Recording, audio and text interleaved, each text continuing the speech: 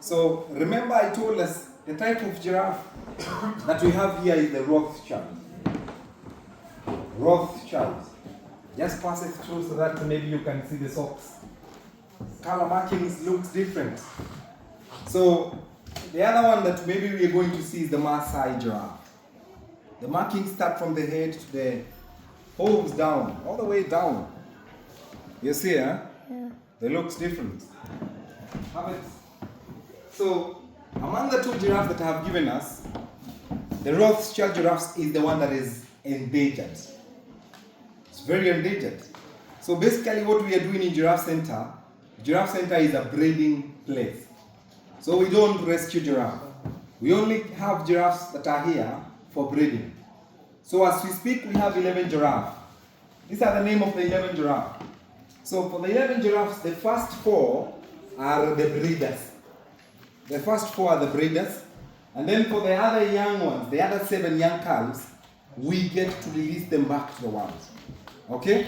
So among the Maasai and the Rothschild, according to the Kenyan map here that I'm having, equator cuts through here. To the southern, we have the Maasai giraffe. To the northern, we have the third giraffe here. It's called the reticulated giraffe. Can you see that? Yeah. Have these on too? This is the other giraffe that is found to the northern part of Kenya. It looks like bricks. And also the color that the line that separates the pattern is a white line. Okay? So for the Rothschild giraffe, we get to find them to the western part of Kenya. Okay? So as you go to Lake Nakuru, you will find them. As you go to Nasalot, you will get to find them. We also have them in Roma. So basically Giraffe Center, I want to give a short history about the Giraffe Center. So Giraffe Center was started in 1979 by the late Joe Leslie and Betty Leslie. So the reason why they started the center is basically because the giraffes were coming to extinct. So they were traveling again to the western and they had a head count of the giraffe. They only found 130 giraffes. The whole country, there are 130 giraffes. So what happened? They came up with an idea of how they can take care of the left giraffe. So they bought the 20 acres of land with the same with the giraffe manor, and they introduced 2 giraffes, Daisy and Marlon. Well, for these 2 people, they were not born in Kenya, but they were citizens. They were Kenyan citizens. So what happened? Betty was a filmmaker. She was making a film that is called The Last Giraffe. So in that film, she only had 2 characters, Daisy and Marlon. So she came up with an idea of how she can increase the number of characters in the video. So what happened? She came up with an association called AFU Kenya, that is African Fund for Endangered Wildlife. So for the association, it's where the funds were raised. Now after the funds were raised, they brought in the 5 more groups here, making a total of 7. So one giraffe is expected to have 7 acres of land, one giraffe. Remember they only had 20 acres. They needed more acres. They bought 120, they have bought 100 acres. So now the center is 120 acres. So with the 7 giraffe, that is how the breeding started. Now that is where the idea of breeding and taking the young giraffes back to the wild started. So the 130 giraffes that were left in the soil ranch, they had to diversify them because the 130 were only in one place. So they needed to make sure that the 130 were diversified. They were taken in different packs. So what happened, after they took them in different packs, some were taken in Lake Nakuru, some were taken in Kigiot, some were taken in Nasalot, some were taken in Rumba. So as we speak, we have very many packs that have the Rothschild giraffe. So remember, the giraffe started with 130, 1979. So as we speak, the numbers have increased from 130 to approximately 1200. It's not only that because we are doing the breeding, but also the pack that we were taken, where the giraffes were taken, the giraffes are breeding so well. Okay? So for us here, we have released more than 50 giraffes back to the world. Okay? So not only do we do the conservation of the giraffe, but also Giraffe Center is known of being a an education conservation center. So for the Kenyan citizen students, they come here for free because we are non-profit. So the money that we get, one we use to do the breeding, the others we do the education. For the education, we have the ecology trip. We have an underprivileged student who are given the chance to travel, and basically we are the one who fund the ecology trip. The other one is training of trainers. We do train teachers who are going to train other people. So we train trainers who are going to train other people. So other than doing the education, we also have other programs, other minor programs. We have the tree nursery where you can buy trees and you donate to schools. We have the compost manure. We have the water treatment area. So all these programs are basically showcasing the conservation programs that we do. Okay? So any question to that point? Because I want to teach us about some facts about the giraffe. Any question? Thank you. So after you release the giraffe and taking them to the out of in captivity, do you do any monitoring like the giraffe that you are releasing from here and taking to the natural wild area? Do you do any monitoring like following them if the number is increasing, or how do they mingle with the others that have been there before? So now, for that question that you asked, that is a very nice question. So I have to answer with two answers from what you answered. So the first one, do we monitor them? Right? So Giraffe Center is a private sector. It's not a national organization. So for the giraffes that we have here, we do the breeding. So for the translocation, it is not Giraffe Center that takes in. It's the Kenya Wildlife Service that takes in the work to do that. So they are the one to translocate them. They are the one to follow up whether they are doing well. But they do give us reports on how the giraffe that they took, how they are doing. Okay? So the other question do the giraffe get to mingle with the other giraffes? Yes. So what we do, when we are releasing them, we release them in a group. So giraffes are not territorial, are not very territorial as compared to the lions. For you to have, maybe you cannot get in another family. You have to live in your own tribe. So the giraffes accept other giraffes very well. So we take the giraffe that we do breed them, we take them in a group of 3 to 4. So before they get accommodated by the other giraffes in the group, they first live together, and then later they will be accommodated. So even for us, you realize, with the first 2 giraffes, Kelly and Daisy, they were not born here.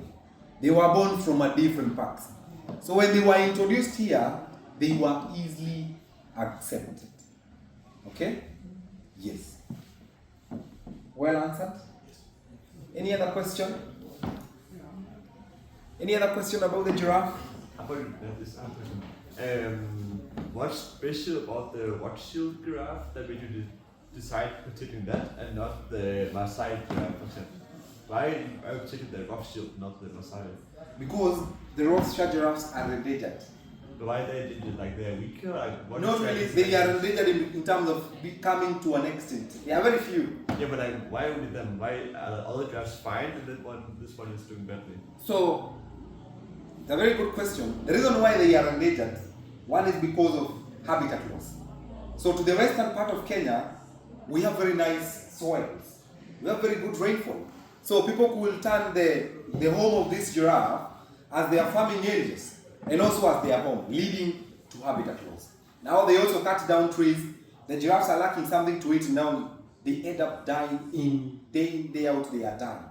So the reason why we have a Rothschild giraffe is because of interbreeding. So when two giraffes interbreed, you get to have a new giraffe. Okay? And when you get a new giraffe, it basically means you started from zero. So when we interbreed between Rothschild and the Maasai, we get a new giraffe. That is one giraffe. Now for the one giraffe needs to continue interbreeding so that the giraffes could be many. So they were not many, they interbred, that is why we have it. But now for the Maasai is a general group. Okay? That is why there are many. Okay. Yes. Thank you.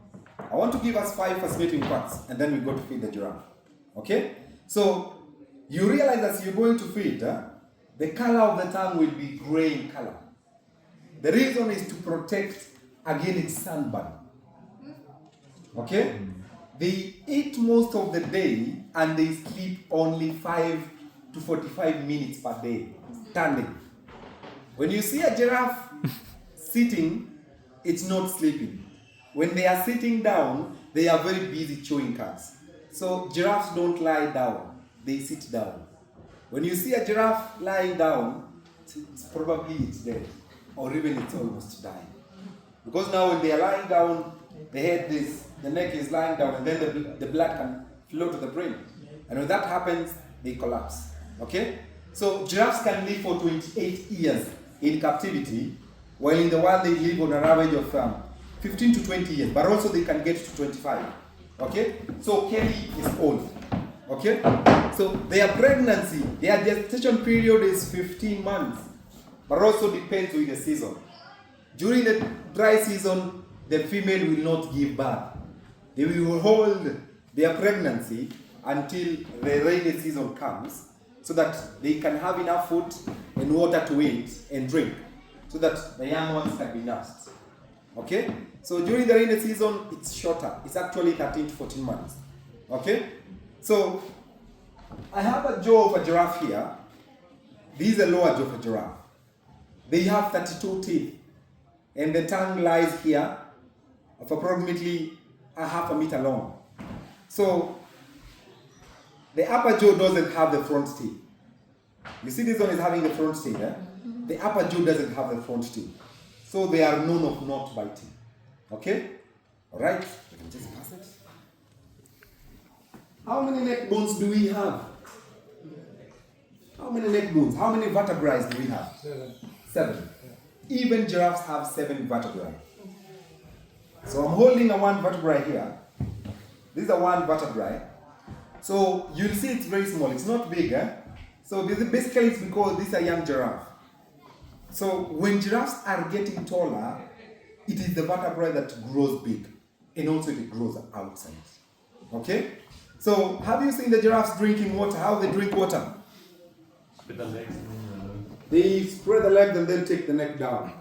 So when they are drinking water, the brain has to be protected from the blood overflowing to the brain. So along the veins, they have extra valves to protect against the backflow of the blood, and also to check in the blood pressure that is getting, the blood that is getting to the brain. Okay? So now the last thing, how do the giraffe defend themselves?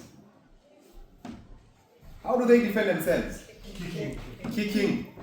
So the leg bones of a giraffe are known of being solid, no bone marrow. Okay? So these are solid bones. These are your 1 year, 8 months old giraffe. You will feel the weight. So one kick of a giraffe to a lion, it can kill the lion. Only one kick. Only one kick. So can one lion kill a giraffe? No. A young giraffe, yes. It can kill a young giraffe. One lion can kill a young giraffe, but not a mature giraffe. So for lion to take down a mature giraffe, they need to be more than actually 5. And trying to target a giraffe is 50-50. Because now you can imagine the kick will basically kill it. Okay? So it cannot kill. One lion cannot kill a mature giraffe. They only target young giraffes or even old giraffe. Okay?